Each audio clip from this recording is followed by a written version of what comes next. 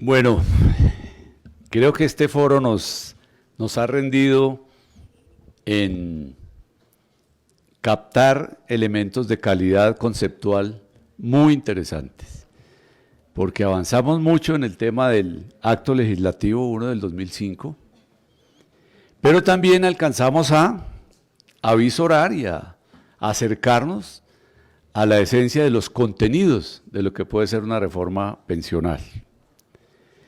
Hemos expresado y compartido con algunos inquietudes que de todas maneras no se resuelven porque el paso del tiempo nos ha venido demostrando todas las incongruencias y aspectos que son retrógrados de lo que ha sido la Ley 100 del 93, posteriormente la Ley 797 y lógicamente el acto legislativo, no solamente en materia de negociación colectiva, sino en acceso del derecho a la pensión. Este grupo que en el día de hoy hemos desarrollado entre ayer y hoy este evento, se ha consolidado en torno a ese eje, al eje de demostrar la inconveniencia del acto legislativo 1 del 2005 y por el contrario en reclamar el derecho a la negociación colectiva y a la aplicación del derecho fundamental a la pensión. En ese sentido, hemos como cumplido ese objetivo y nos estamos adentrando a uno que también es una característica de este grupo, y es que el desarrollo de la pensión como derecho fundamental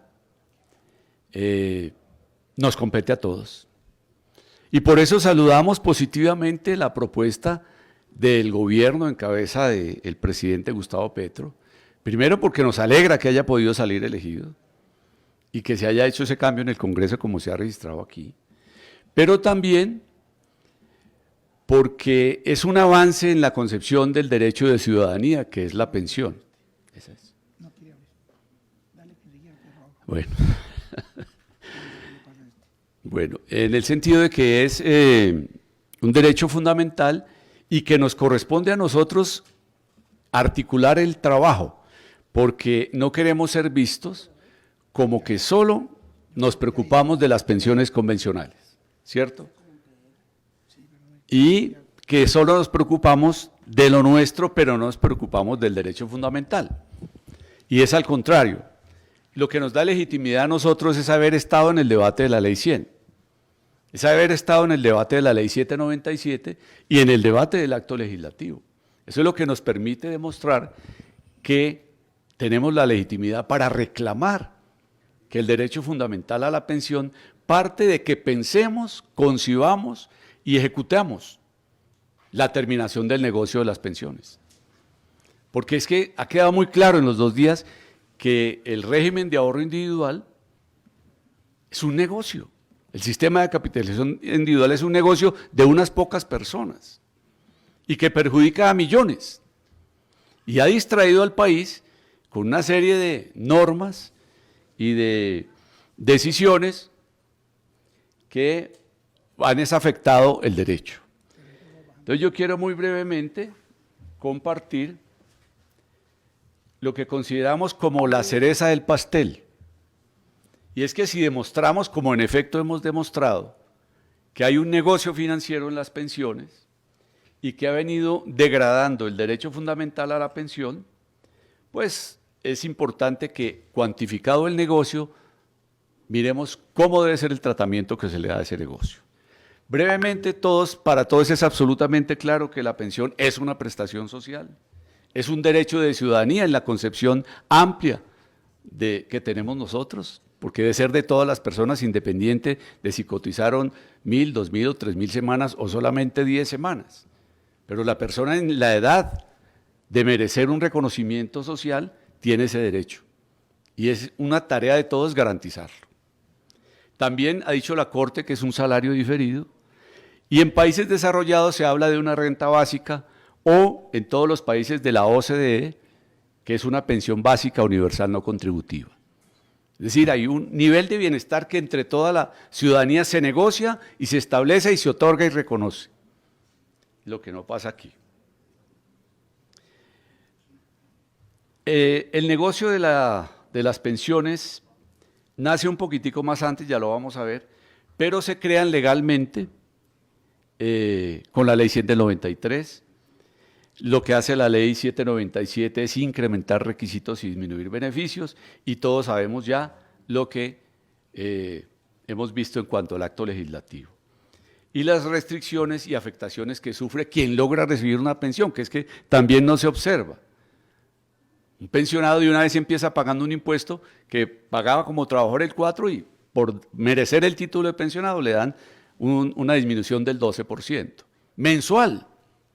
¿Cuánto equivale eso en el año? A casi 1,5 mesada. Y eso se pierde. En otros países no cobran ese derecho a la salud a los pensionados. Entonces, la estructura legal del negocio de las pensiones está básicamente conformada por esta gráfica, en donde las sociedades administradoras son las más, la mayor parte, pero son las más poquitas personas. Y los fondos obligatorios, que son voluntarios, o fondos obligatorios de pensiones, voluntarios y de cesantía son la mayoría, son de los que hablan los 18 millones de colombianos, estarían en esa parte del denominador. Y todo manejado bajo el régimen de ahorro individual, que no se le ve la solidaridad por ninguna parte. Realmente este negocio nace antes de la Ley 100, en el artículo 1 de la Ley 45 del 90. Fíjense ustedes que no teníamos la Constitución política todavía, pero ya el negocio estaba concebido desarrollarlo. ¿Qué dice ese artículo 1 de la Ley 45 del 90? Que se crean las sociedades administradoras de fondos de pensiones. Se crean por ese artículo. Y dicen quiénes la pueden conformar.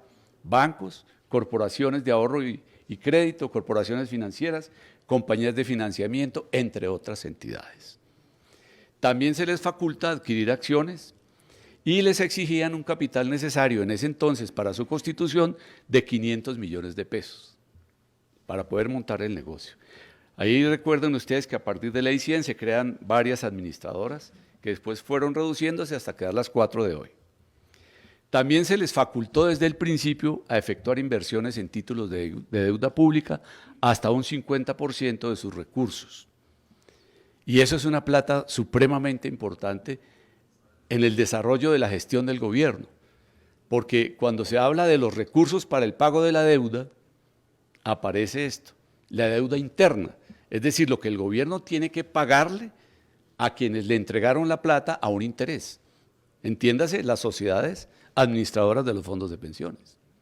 O sea, entre todos pagamos esos intereses y ellos lo reciben las 26 familias que hemos identificado que son las dueñas de estas sociedades administradoras de los fondos.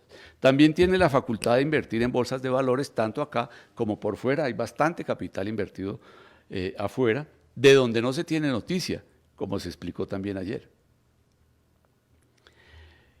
La Ley 100 en su artículo 100 señala que se pueden efectuar inversiones en los títulos de deuda pública, bueno, y repite lo que ya hemos dicho. En el 101 establecen un mecanismo de rentabilidad mínima. Yo quiero recordar que en el Seguro Social había una mesa de inversiones para las reservas, que tenían que rentar mínimo el 5.5% real, después de descontar inflación. Y aquí establecieron un mecanismo diferente con el fin de evitarse la rentabilidad real, y si no, siempre tendría esos recursos unas cifras mayores en rendimientos. El artículo 135, que es donde empieza la trampa del negocio, dice que los recursos de los fondos de pensiones gozan de exención de toda clase de impuestos, tasas y contribuciones de cualquier origen, del impuesto sobre la renta y complementarios, del impuesto de ventas y más adelante dice del impuesto de timbre. O sea que si hay esta exención consagrada, acuérdense que se crean en el 90, en este las formalizan, pero las crean para que no las afecte ninguna tasa. Entonces es un punto que lo hemos querido confrontar en todos los escenarios posibles, y esta exención no nos la hacen ver cuando habla el señor de Asofondos de que hay que reestructurar la ley. Oiga, no dice, es que yo no pago aquí nada.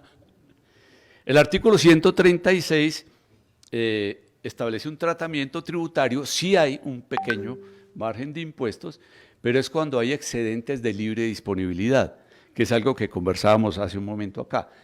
Esos excedentes son por fuera de todas las previsiones, de todas las reservas que tiene que hacer y de todos los resultados, hay como algo que les permiten que puedan manejar y ahí les establecen un margen, pero la ley no dice exactamente cómo. Si uno mira el estatuto tributario, pues tampoco encuentra mucho. Me alegra haber coincidido con el planteamiento que hizo la doctora Alejandra Sánchez sobre el monto del ahorro pensional a 31 de diciembre del 2021, 357.8 billones de pesos.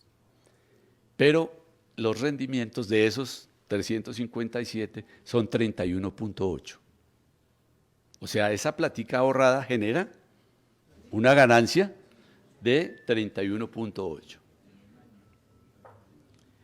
Eso es a 31 de diciembre, pero hace el último reporte que pudimos conseguir a mayo 31, ya en pensiones obligatorias están en 344 billones, en cesantías 19.2, en pensiones voluntarias 24.6 para un total de 387.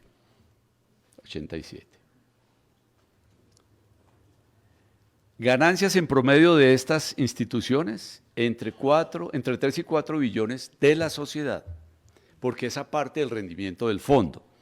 Recuerden que una gráfica va abajo el fondo y arriba la sociedad, ¿cierto? ¿Cómo se obtiene? Por un 4% en la comisión de rendimientos y un 7% de la rentabilidad en promedio cada año. La OCDE publica recientemente un resumen de la rentabilidad de los fondos locales en todos sus países. Y Colombia en promedio tiene el 7.2, que es muy cercano a la rentabilidad que muestran del 7%. Estaríamos entonces por encima de Estados Unidos, Holanda, Irlanda, Noruega, Israel, Canadá, Lituania, Suiza, Estonia, Grecia y Finlandia. Y por ahí en un reportaje que le hicieron a este señor Montenegro, dijo que debíamos estar tranquilos porque esa platica estaba rentando encima de estos países. Vamos a ver. Muy bien, muy bien. Esta gráfica, esta que voy a colocar no es de autoría propia, sino es de un trabajo que se hizo en Corferias. Y este grupo de empresarios estableció una cifra que el Ministerio de Hacienda acepta, y es que en el año pasado está previsto que la evasión sea de 92 billones de pesos, perdón, los beneficios y las exenciones tributarias, 92, y la evasión en 80 billones. Entonces uno ve el esfuerzo tan grande del gobierno del presidente Petro, nuestro presidente, en buscar recursos por todas partes. Y resulta que aquí hay una fuente excelente. Combata la evasión y quite los beneficios de los súper ricos, que es donde está realmente la tasa importante. Esto es tomado de Twitter, es de un autor, de una persona muy inquieta en esta materia, pero que coincide con las formulaciones que ha hecho Asofondos. ¿Cuál es el capital necesario para obtener una pensión de un salario mínimo? Este era, cuando los debates de la Ley 100, un caballito de batalla, porque nosotros les planteábamos eso al gobierno y a los fondos, díganos cuánto es el capital necesario para una pensión de un salario mínimo. Y como no tenían cifras, no existían cálculos actuariales en esa época, nosotros, y perdonen la jactancia, sí las teníamos, porque teníamos un actuario que trabajaba en el seguro en ese entonces, que era muy amigo de esta causa, que ya no está con nosotros, el doctor Gumersindo Olmos Castillo. No sé si de pronto por ahí lo recuerden algunas personas. Él sí nos hizo esa tabla. Y les hicimos el ejercicio a los senadores y representantes a la Cámara con el equivalente a 50 salarios mínimos que tuvieran de pensión. Y realmente ellos no alcanzarían ni porque los eligieran 100 años seguidos a obtener el capital necesario para eso. Entonces, en el salario mínimo, estas son cifras de ahora, se requieren 244 millones.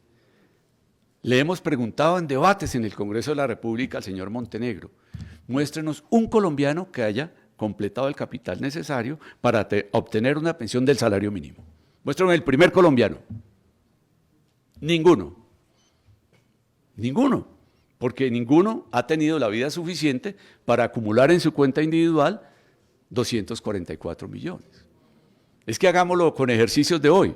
Si una persona hoy cotiza con el mínimo, el 11.5% para su pensión, en el año son más o menos, bueno, ya ahorita miramos,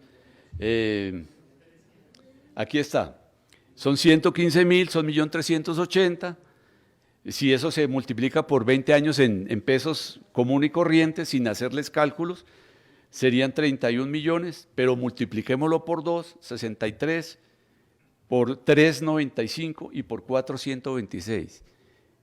O sea, ¿cuántas veces tendría la persona que vivir cotizando para poder completar el capital necesario? Alguien decía que 2 o 3 vidas, pensamos que un poquito más. Entonces, ante tanta disarmonía, ante tanta incongruencia, nosotros pensamos que es el momento de hacer algo. Es el momento de hacer algo por el derecho de ciudadanía, por el derecho realmente a que la pensión sea fundamental para todos los colombianos. Y claro, resolver el tema que tenemos de negociación colectiva.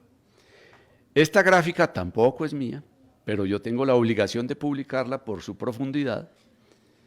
El autor es un estudioso del tema, es una persona que ha controvertido los fondos desde hace muchísimos años, con el que tenemos alguna afinidad, y ha pedido que también es inadmisible que los fondos y las sociedades no tengan representación de los que ellos están gobernando en su representación el futuro de la pensión.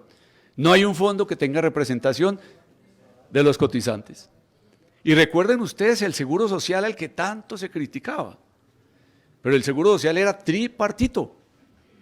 Los empleadores tenían asiento en su junta directiva, incluso uno era de los pensionados, los empleadores otro tanto y el gobierno otro tanto.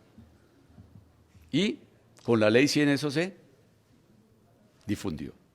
Entonces, en esta gráfica se plantea muy claro 4 líneas de 4 colores distintos. La superior es de las sociedades que administran los fondos. La roja es los fondos obligatorios, o sea, las cotizaciones obligatorias al régimen de pensiones.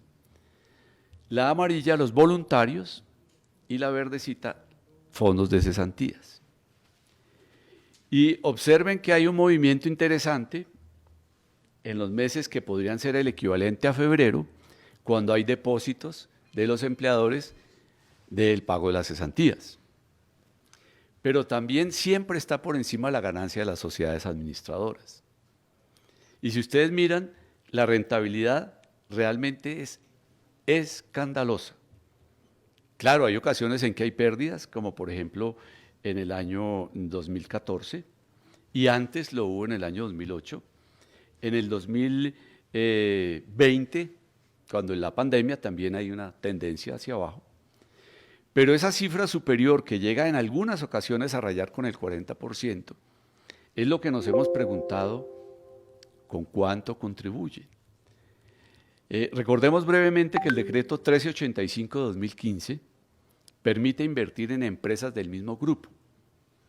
Porvenir invierte en el Grupo Aval. Protección en el Grupo Empresarial Antioqueño o el GEA.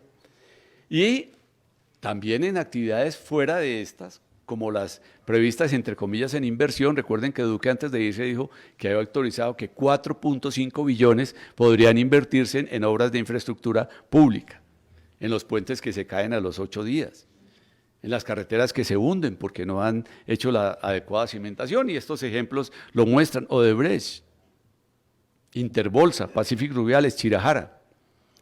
Y me dicen que un centro comercial que se hizo en la autopista El Dorado, cerca de la avenida Cali, que es de los hijos de un señor que fue presidente de la República, Centro Bogotá, creo. Eso, nuestro Bogotá. Entonces uno dice, oiga, pero ¿qué pasó con Colombia todo este tiempo? Que nos dormimos.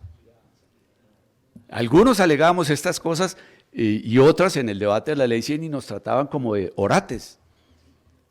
de amigos de la locura, porque era insólito, pero insólito es que han pasado 30 años y el resultado está a la vista. Las exposiciones que se han hecho hoy y ayer mismo, que muestran que el sistema es un fracaso, que lo que ha habido es un enriquecimiento ilícito de unas personas a través de cometer un delito establecido en el Código Penal, que es la estafa. Y es una estafa agravada cuando a las personas se les induce a que se metan o a que acepten algo que no es cierto y además inviertan plata y crean que les van a devolver. Tenemos historias, no sé si la doctora Clara Cecilia de pronto conoce, de una colega suya de otra corte, que estuvo mucho tiempo en los fondos y nunca se preocupó, y cuando ya tenía el tiempo y la edad, pues le pidió el favor a alguien de que vaya y tramíteme por allá la pensión, a ver qué tal. Y claro, cuando la persona vuelve, ella siempre cotizaba por el máximo, en ese entonces creo que eran como 18 o 20 millones de pesos, algo así, en promedio. Y le dicen, sí, aquí está, 2.300.000 pesos. A ella además le dio un soponcio, a la señora. Una apoplejía, decían en el siglo pasado. Y quedó quieta, realmente quedó en cama, no es risible, es así, es la realidad. Y ella no lo podía creer. Claro, demasiado descuido por sus propias finanzas, demasiado confiada en todo lo que le ofrecieron. Y eso cundió las alarmas en la rama judicial, especialmente en el Consejo de Estado y en la Corte Constitucional, no tanto en la Sala Laboral ni en la Corte Suprema, pero terrible. Y como ese, millones de ejemplos. Entonces, esto nos hace plantear que este joven que ven ahí con las bolsas, esas sí llenas de dinero, mal habido, ¿sí? Preguntémonos qué impuestos deben pagar. Mire, hoy lamenté no haber podido conseguir la presencia del experto en impuestos de la Universidad Nacional, el doctor Villabona, y el doctor Espitia, que son gente supremamente, se han asesorado reformas y contrarreformas y debates sobre el tema tributario en este país, para que nos ayudaran a establecer qué porcentaje de impuestos pueden pagar estas sociedades que administran los fondos. Porque no es posible que si en la sociedad imaginaria que todos los de este salón conformamos, que aquí habríamos muchos, porque esas sociedades son de mucha más poquita gente, nos ganamos 3 o 4 billones el año pasado, ¿cuánto impuesto debemos pagar? Pero además si miramos hacia atrás, porque es que lo que se está haciendo con esta maestría en actuaría y finanzas, que es la única maestría en actuaría y finanzas del país, donde viene gente de otros países a estudiar eso aquí en Colombia, es cuánto han ganado estas sociedades desde que se crearon, cuánto debieron haber pagado y por tanto cuánto le deben a Colombia. Entonces, yo con esto termino señalando que tenemos un reto adicional. Y quiero compartirles algo adelantándome a una partecita que sigue, que conversé con el doctor Hernando Torres Corredor, el decano de la Facultad de Derecho de la Nacional.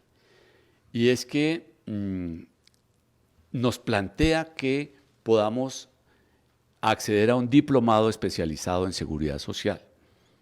Y lo mismo le he comentado a la doctora Alejandra, para que, si se quiere, accedamos a un diplomado en lo que sería el manejo y digamos, adecuado de las cifras en seguridad social. No en actuaría, para decir que uno hace un diplomado en actuaría, ¿por qué no? Pero sí en finanzas, que tienen que ver con las pensiones.